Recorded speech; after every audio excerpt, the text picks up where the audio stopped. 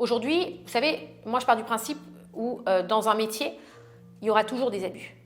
Mon travail aujourd'hui, c'est de les limiter. Alors, les abus dont parle Magali Berdalla, ce sont ceux du dropshipping. Et ça ressemble à peu près à ça. C'est un site qui va vous proposer des répliques de luxe. Donc vous avez toutes les baskets, vous avez du Chanel, du Dior, du Balenciaga. Un site qui propose des répliques de luxe, bon, en gros, de la contrefaçon, quoi.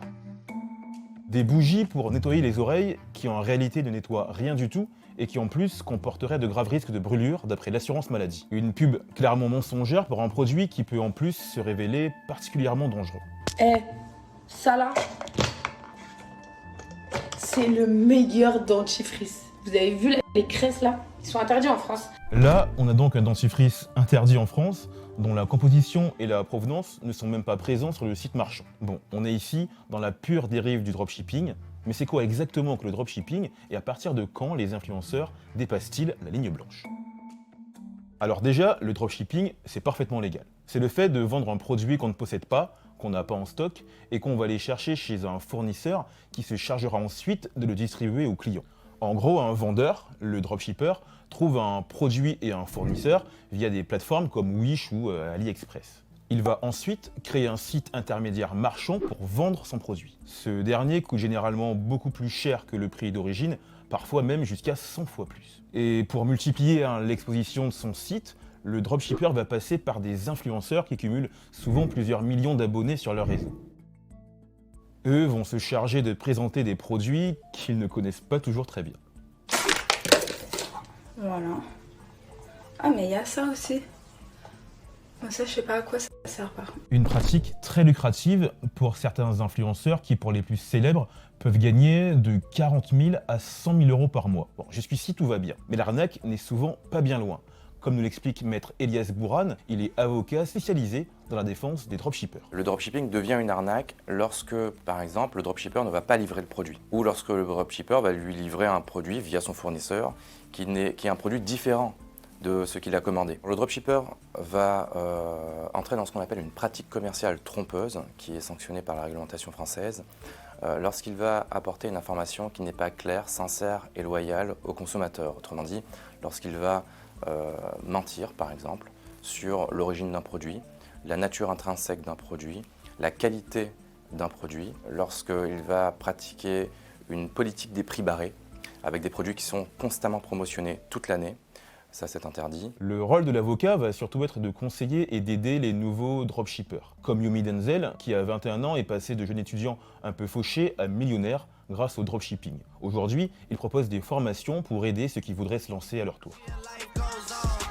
Là, on a les statistiques du mois. Ceux-là vont donc passer par des têtes de gondole pour faciliter la vente de produits pas toujours très fiables. Audrey Chipot a créé le compte Instagram Vos Stars en réalité, où elle va référencer les différentes arnaques diffusées par les influenceurs. En contrefaçon, j'ai un exemple assez récent, avec Laurent Billionnaire qui faisait la publicité d'enceintes JBL. Pour la transporter, au moins, ça là, c'est plus facile. Tu peux l'amener à la piscine, tu peux l'amener où tu veux. Vous avez vu, cet après-midi, pour l'anniversaire à Noémie, on est allé à la plage et du coup, on l'a amené avec nous. La marque s'est manifestée en disant non, non, ce ne sont pas nos enceintes. Nous ne vendons pas par ce biais-là. Il s'agit de contrefaçon. On a d'autres exemples de sites frauduleux. Par exemple, des sites où les mentions légales n'apparaissent pas, ce qui était le cas pour le porte-bébé ergonomique et physiologique présenté par Hilary. Et du coup, là, ça soulage vachement et il est bien attaché. Ce produit est dangereux parce qu'il ne maintient pas le bébé, puisqu'il n'y a pas de sangle. On peut citer un dernier exemple qui était des montres présentées comme des montres en or, mais à 10 €. Une montre en or ne peut pas coûter 10 €. Ce qu'on peut reprocher aux dropshippers, c'est de la publicité mensongère, puisque les sites envoient des briefs à ces influenceuses. Une partie des influenceurs qui ont plusieurs millions d'abonnés abusent de la naïveté et de la faiblesse de ces jeunes qui les suivent. Magali Berda, l'agente d'influenceurs la plus célèbre de France, reconnaît des dérives, en tout cas au début. Elle plaide l'ignorance pour une pratique que personne ne connaissait vraiment quand elle a débarqué en France. Concrètement, les abus, c'était des délais de livraison beaucoup trop tardifs, des services après-vente pas vraiment au top.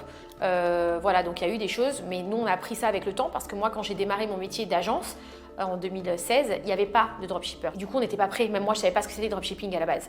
Donc j'ai fait. Puis après, on a appris et on a essayé de nous être beaucoup plus sélectifs pour qu'il y ait le moins de problèmes possible. Pour limiter les abus, on a créé donc une équipe de juristes qui va vérifier les sites avec des détails bien plus précis, que ce soit les sites, le fonctionnement, le gérant. On fait vraiment des contrôles beaucoup plus pointus. Mais la junte assure désormais avoir pris des dispositions pour limiter ces abus.